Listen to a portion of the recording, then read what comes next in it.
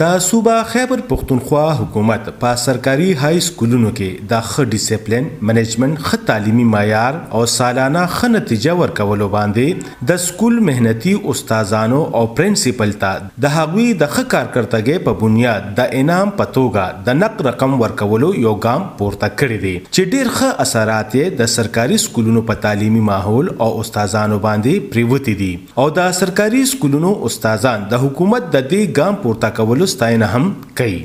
نن په ګورنمنت های سکول بابړه 400 کې د ضلع 403 سرکاري سکولونو ګورنمنت های سکول بابړه، ګورنمنت های سکول زهراب ګل کلی او د ګورنمنت های سکول زاهد آباد پرنسپلز او استادانو ته په ښه کارکردګۍ او سالانه ښه تعلیمي نتیجه ورکولو په وجه د نقد انعاماتو ورکولو یو ډیر پروقاره تقریب منعقد کړی شوی و. په دې تقریب کې د ګورنمنت های سکول بابړه پرنسپل محمد حامد ته 1 لک روپۍ نغدي او د سکول نور اوو استادان چې پکې یحیی جان، اسد جان، فضل سبحان، رضا الله، خالد علي، مظهر محمود او امیر زیب شامل وو. دی ته 50 زره روپۍ ورکړې شوې. د ګورنمنت های سکول زهراب ګل کلی 400 او د ګورنمنت های سکول زاهد آباد 400 پرنسپل او استادانو ته هم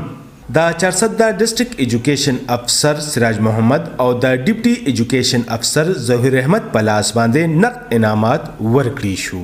د دې تقریب مشر ملما ډسټرکټ ایجوکیشن افسر سراج محمد دوی ټولو پرنسپل او استادانو ته مبارکي ورکړه او د صوبایي حکومت او د تعلیم د محکمې د دې ګامې هم ډیره ستاینه وکړه. نن دا کم تقریب چې اوسلو په دې کې زمونږ د ضلع د میټرک امتحاناتو کې چې کوم بیسټ پرفارمنس دا 3 سکول راغلیو، نو د دې دروانو سکولونو سربراهانو ته 1 لک روپۍ او د هغې اوو استادانو ته 50 زره روپۍ دا انعامات د چک په شکل کې ورته ورکړل شول.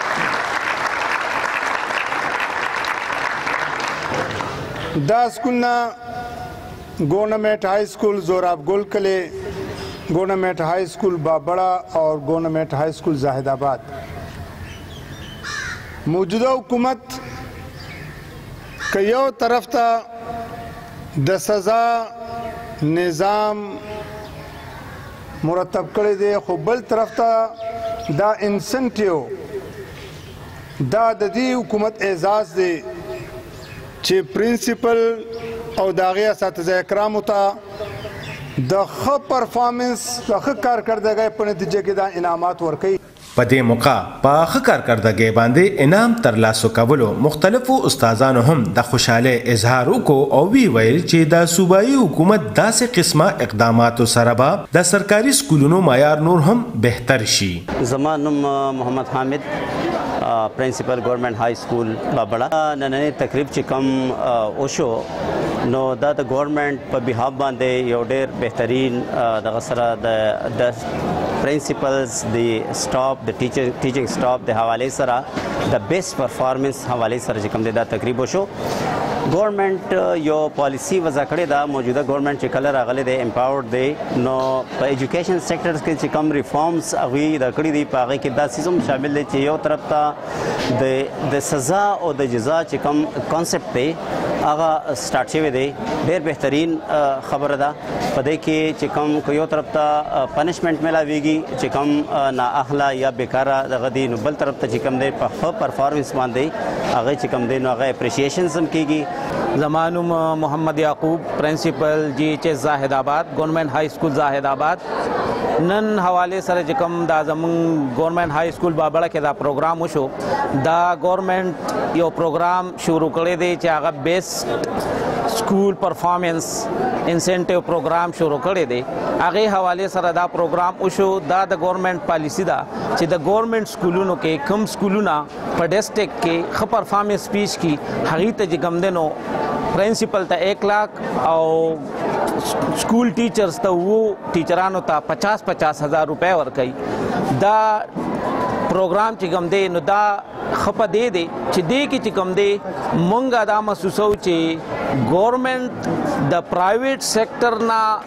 خلک چې کوم دی نو گورنمنٹ سیکټر ته موټیویټ کوي او ان شاء الله ډیر زر ده چې د گورنمنٹ د پرفارمنس به ډیر خوشي. د سکول ماشومانو ملي نغمه او نظمونه هم وړاندې کړ او د راغلو ملمنو نه ډیر زیاتات وصول کړو. په دې تقریب کې ناظم MC3 انور علي، نائب ناظم شیراز خان، ناظم عدنان خان، د گورنمنٹ ہائی سکول دوسرا پرنسپل وقار علی، د گورنمنٹ ہائی سکول گڑی حمید گل میاں پرنسپل محمد شعیب، د گورنمنٹ ہائی سکول زاہد آباد پرنسپل یعقوب جان، د گورنمنٹ ہائی سکول زہراب گل کلی پرنسپل احمد علی، د تعلیم د محکمې نور ډیر افسران، سیاسی او سماجی شخصیات او د علاقې ګڼ شمېر ولس هم په دې موقع باندې موجود وو. انعام جی 64 د TV گورنمنٹ ہائی سکول بابڑا.